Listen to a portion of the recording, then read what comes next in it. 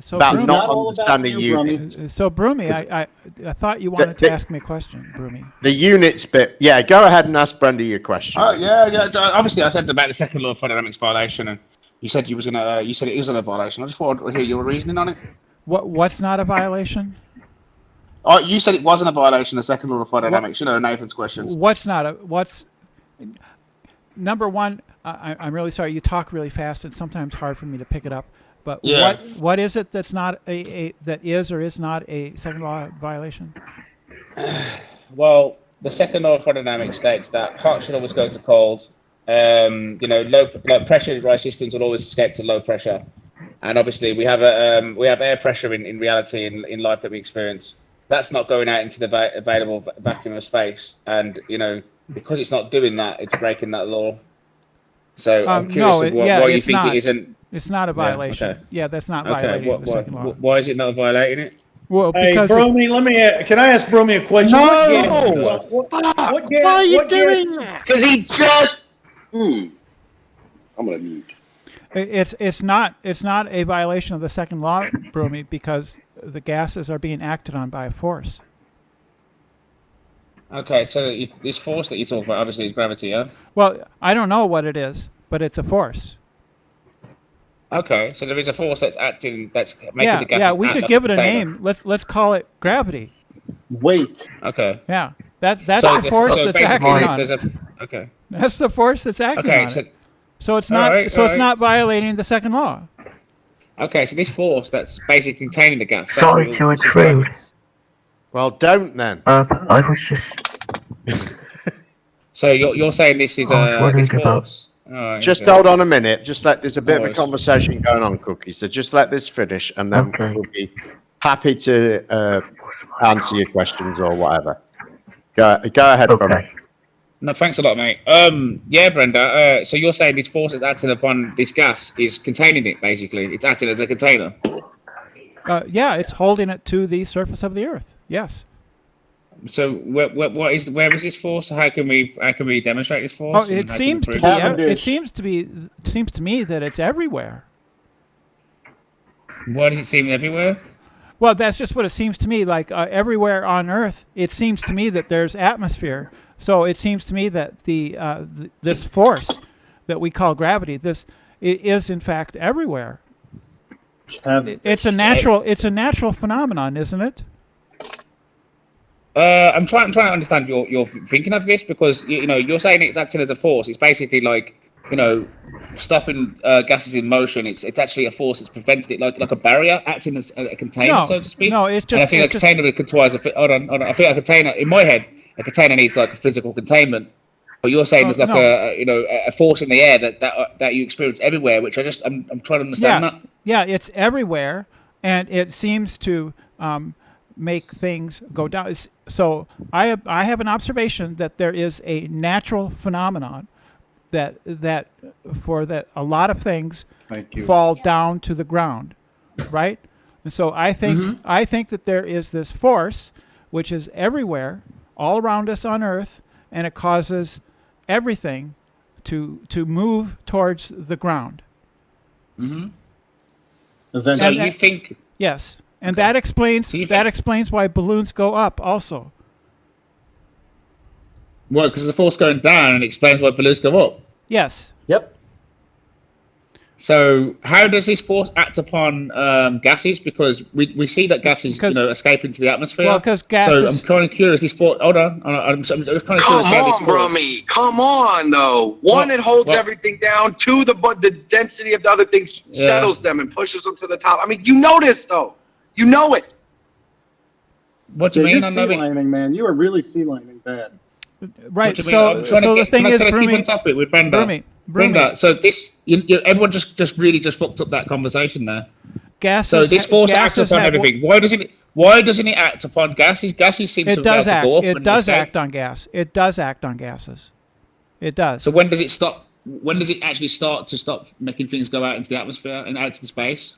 Well, it seems to me that it challenge the documentation of empty space. That's it. Challenge that. Get to the.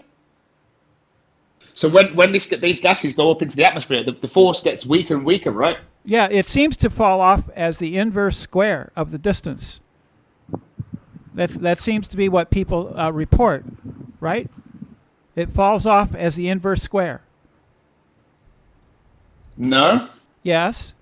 Yes. So it falls off. So you're saying it dissipates. The this Right, gravitational, this the force. closer, right? The This closer you force are that's to everywhere. right, it's Okay. everywhere. So why is it when I open a gas container at the surface level, it disperses in all directions? Yes. So if it's dispersed in all directions at the very bottom at the ground level, then what's to say it's going to stop the force that the gas is acting that way up in the atmosphere? This force that acts on gases which have mass and have weight, it's going to give them, it's going to pull them back towards the surface of the Earth. But even at the surface of the Earth, it doesn't have that effect on gas molecules. So why would it do that in the air? Because they have energy. Less? Because they have energy, right? And so they have enough energy to go a certain distance, and after a while, they get pulled. They can only go so high. So that's okay. So that's not actually a force, then, is it? Yeah, it is. Because it's not, because if it was at the surface level where it's strongest, it would pull it down from the actual surface level. But that's not what we see. Oh, Yeah, Now that you're is what telling we me see. that That it's is what we kinetic see. energy. Hold on. Now you say it's kinetic energy. That stops these things in motion when they run out, when they stop bouncing off each other. That's not forces that's stopping it, though, is it? No, that You're is saying what it's a force. That's stopping what it. a force is because it's a force because it gives acceleration to things that have mass, and gas has mass, and so it gives an acceleration to mass. However, and how much that's going to be is going to depend on how much kinetic energy that gas already has, right? That makes sense. Just like the bullet you shoot in the air. Yes. So kinetic energy is what stops it going up, not this force that you're God subscribing. damn, you are such a sea lion. Thanks for all the ad-homs and the instructions. It's really helpful. Helps the conversation. Kinetic energy would be measured like the speed of something, like a bullet traveling at like 2,200 feet per second. That's how fast some bullets travel at about 2,200 feet per second, right? That's their kinetic Yep. energy. That would be their speed times their mass. It's a linear relationship, and whereas a force is nonlinear, it's a square, right? So things accelerate per second. Mm-hmm. There you go. But gases remain in motion until a force is acted upon them, and this force that you're subscribing gets weaker as it gets higher. So if anything, they're going to continue in motion. Yeah. And that's it. It depends. Well, some of them. At the ground level, all right. But at the ground level, we do not see this force. We see. Yeah, we do. Displacement in all directions. Yeah, we see it. We see the force. Yeah, we do. Well, I pick up a rock and I drop it. The force acts on the rock and pulls it back to the ground. Well, that's just it finding its equilibrium, isn't it? No, I don't know. Those are just gobbledygook words that you made up. Okay, gobbledygook words I made up. Well, yes. Why do you think objects seek their equilibrium? I mean, where's that idea come from? Well, if you put oil inside of water, if you mix two different liquids, they tend to, certain liquids won't mix. Well, they'll just go to oil in water, for example. Well, Broomy, because oil is obviously got a different density to the water it's in. So you can see this on the small scale, but the stuff that Brenda's talking about, it just seems a bit. I don't quite follow what she's saying. So if something's at equilibrium, it won't move, will it? Sorry? If something is at equilibrium, it will not move. Equilibrium means that there are forces acting on something from all directions, and they all cancel out. That's what equilibrium means. Okay, that pretty much sounds right. Yeah. So if it's in its equilibrium, it'll be balanced. It'll be nice, like putting a piece of wood on top of water. But it'll float on the top. You know what I mean? It'll find its equilibrium within that medium it's in. Yeah. Okay. I think an analogy for his releasing air into the atmosphere and how it goes in all directions would be like an explosion of a hand grenade. All the pieces go out in all directions. Then they encounter enough friction with other materials, and then they reach their equilibrium, and then they fall to the ground in the case because they're really heavy. Yeah, and they describe, and so the pieces of a hand grenade, that's a good example. A hand grenade would describe a parabolic curve, which, as it turns out, is exactly the formula for gravity.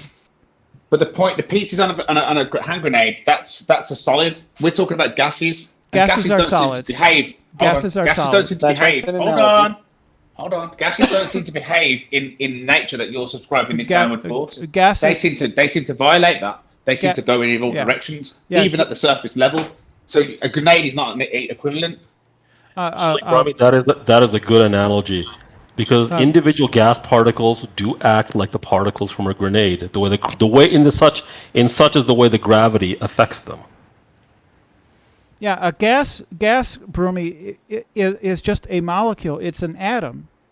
It's either just a single atom, or it's a small group of them. Like I don't know. Oxygen is usually O2, isn't it? It's usually two atoms together, right? But they have mass, right? Yeah. And they have length, breadth, and width, right? So they're like tiny little billiard balls. Okay, get to the point. They behave exactly like the pieces of a grenade, because they're just the same except only smaller. Well, I think grenades are made up of actual physical things, whereas gas it's still a physical property. Gas on a molecular level, yes, it's but at the same time, gases don't seem to behave the same as material. No, they do. Right, but They do. you take that hand grenade. The intramolecular bonds. That's why when you boil gases, steam, it goes gases up are in the air. material. Gases are material things, Broomy. Let's take They're still material in the steam. Go on. Can I change the hand grenade example a little bit, maybe so Brummy can understand it better? Imagine that the casing on it is made of chalk. So the explosion happens, it makes teeny tiny little particles of dust. And those dust particles will fly out at 10,000 meters per second. And then they will say suspended in the air and sort of blow on the wind, but they'll go fast for a little while in all directions.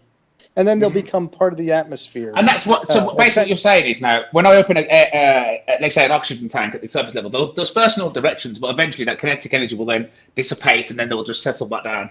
Well, they won't settle down because there's lots of other gas around bounce them. off each other. It'll start mixing in like a fluid, like a fluid, like the sea, but not exactly as bonded as the sea. So it's kind of. Yeah, I kind of get that idea. That's a bit better, yeah. So Broomy, the reason that they don't settle to the ground is because there's lots of gas around the gas that's been released from the canister, and that gas will bump into the gas that's been released and send it into. Its first behavior as it comes out. The behavior it first comes out of that pressurized system, it will just behave kind of frantically. But eventually, it will just kind of calm down, and it will just kind of go into its flow with the rest of the gases that surround it. I get it. Yep. Yes. So you understand that gases are in fact matter. They are material things. You can conceive of them as tiny little billiard balls, little BBs, right? Yeah. Little bullets or little BBs or billiard balls. Yeah. Let's move along. And they're made out of mass. They are affected by gravity in the globe Earth model. They are affected by gravity. Yeah. Right. Yeah. However, they are also surrounded by all kinds of other gas molecules, which are bumping into them all the time, and therefore they don't settle to the ground because they're being bumped into all the time and being sent off in all directions all the time. That's why they don't fall down, go boom, boom. It's because that's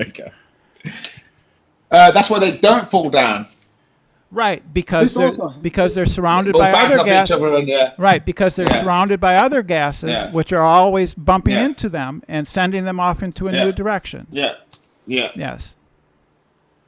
Okay. There's something called Brownian motion, and I believe that's the reason that dust stays suspended in the air so long. Because of the Brownian motion. It's actually the molecules of air are actually strong enough to actually impart energy even to dust. This is the best explanation I've got so far. I think I want to obviously think on things more again, and I think that's quite good. I think, but what's kind of struggling. What I'm struggling with at the moment is that if they do kind of calm down the kinetic energy and it only has a certain amount of mass movement, this gas, for me, when they get excited by the sun and they rise up in the air, they'll end up cooling down and stuff. Like, I just think that it's, we still have the pressure in it. Like that, the pressure is. You're saying this force acting down upon everything is the container. Gravity is the container. Conspiracy Cats didn't want to say that because he had something different in mind, but I don't have a problem saying that. Gravity is the container. It restricts the motion of gas on Earth, because the gas has to have a certain amount of energy to escape the pull of the Earth, and quite often it doesn't. Although sometimes it does. Up in the upper atmosphere, there will be particles from space that will hit like hydrogen gas or something, and pull it off from Earth. It's not just the particles from space; it's also the particles themselves. They're hitting each other and exchanging momentum. Okay. And you can get a particle getting a bit of a kick every time it gets that momentum exchange and go to a higher level in the atmosphere. Yeah. And it could theoretically keep going high. And if it gets enough, it's basically like getting a bump if it keeps getting the right bump. I can imagine that. It'll eventually, it can get enough it can reach escape velocity. Well, I thought that it's very rare because there's less and less of them gases up there. So that's why but we're still losing like 100 and something amount of tons per year. Mostly hydrogen too. 196,000 tons a day. It's hydrogen. Okay, thank you. I knew it was some number, but something or like that. pounds. I don't remember which. Oh no, we're gonna die. Yeah, it's a big I did weight. read something yesterday. I thought it was rather interesting. I'd never really thought about it this way, but since air is kinetic energy, the movement of air, and heat is kinetic energy. I'm sorry, and it's measured in meters per second, or it can be. That actually gravity. When you get a hot particle that's bounced off of the atmosphere and it starts to go towards space or away from Earth, gravity is continually cooling that particle down. And cooling it down just means slowing it down. I just never thought of that. Yeah, I see what you're saying. And the thing that Nathan uses his baby talk thing of fall down, go boom boom, he would actually be correct if we didn't have a sun. All of the gases on Earth would eventually fall down, go boom boom, and they would settle on the ground. The first to go would probably be carbon dioxide, which you would get carbon dioxide ice, and then the other, then probably nitrogen, I suppose. I don't know if it would get cold enough to freeze nitrogen or not. I suppose it would. Eventually. Not the helium for sure, or helium or hydrogen. They would just escape.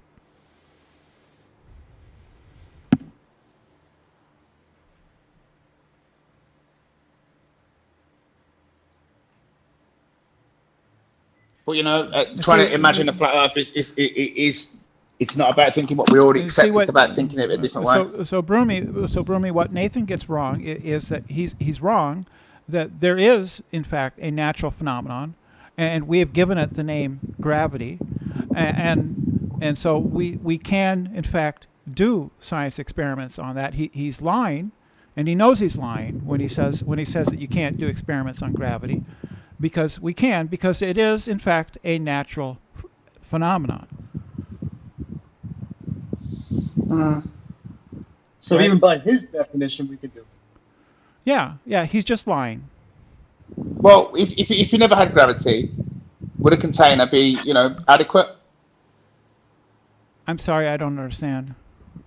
Well, if you never had gravity containing the gas, you would have to have a container, right? Oh yeah, if you didn't have gravity, you have to have a container. Yeah. Okay, cool. That's why they put oxygen in tanks. That's why they put oxygen in tanks when they go to the moon. They put the oxygen in tanks. When they go to the moon. So who's doing the breathy thing that we're getting? Well, we've been to the moon, Broomy. That's definite. And it's probably me because my fan's on. Oh, right. It might be a fan, yeah. That's something we can know for certain. We can know these things, Broomy. We can know things without having to be there. We can know we've been to the moon. We can know we've been to Mars. We've been to we humans have put things on Mars, and we've left things on the moon, and we have sent things to comets, and taken samples right? And brought them back from comets. And run about harvesting the asteroid belt for materials, which would stop all the mining, but it's just too expensive at the moment. And someday, I understand. Yeah, someday, possibly, if we don't fucking kill ourselves before then, we probably will because we're too fucking stupid. But someday we could, for instance, there's asteroids in the asteroid belt that are just solid nickel iron, right? They'd be extremely valuable. Yeah. One of those things could tank the entire steel market. Yeah, but it's just the cost to get them, though, isn't it? So it's counterproductive. But this what I mean. Like, I do understand how that makes sense, but it's just gravity again. And that's something. Without it, then yeah, if gravity isn't real, this is what flat earthers, they do not believe in gravity because it can't be demonstrated. Gravity doesn't really have anything to do with the geometry of the Earth. It just makes it impossible. It just makes gravity makes the flat Earth impossible. You could show the Cavendish. The Cavendish is an effect at best, and it's hard for for people that don't believe it. All right. The Cavendish is an experiment. It was an experiment to measure. Doesn't matter. Forget it. Yeah, thanks, Brendan. It was a good chat. Okay. Well, yeah. And Brenda, I don't like to put too fine a point on this, but I do believe that Cavendish is a wonderful. It may not have been designed to prove gravity, but it is a wonderful proof of gravity, or at least an experiment that indicates gravity.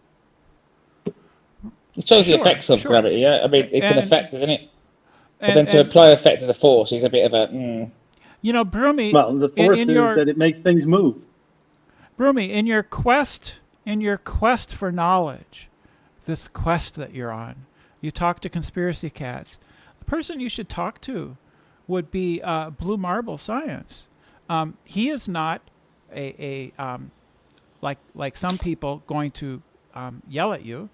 He's a very calm, even-minded person, and he is doing a Cavendish experiment himself. You could ask him questions about it. Mm-hmm. You could do that. If only his goal was to know the truth. Well, let's. Well, I mean, be hopeful that is what it. It's not to be fucking attacked on every fucking turn. I mean, I have questions. How's that an attack? Oh, God. Well, because you're kind of it's suggesting that it's I'm not really looking for the truth. No flat earthers. All flat earthers are looking for ways to keep pretending the Earth's flat. That's the whole point of it. Okay. No flat earther is looking for the truth. How can you possibly be doing that? Okay.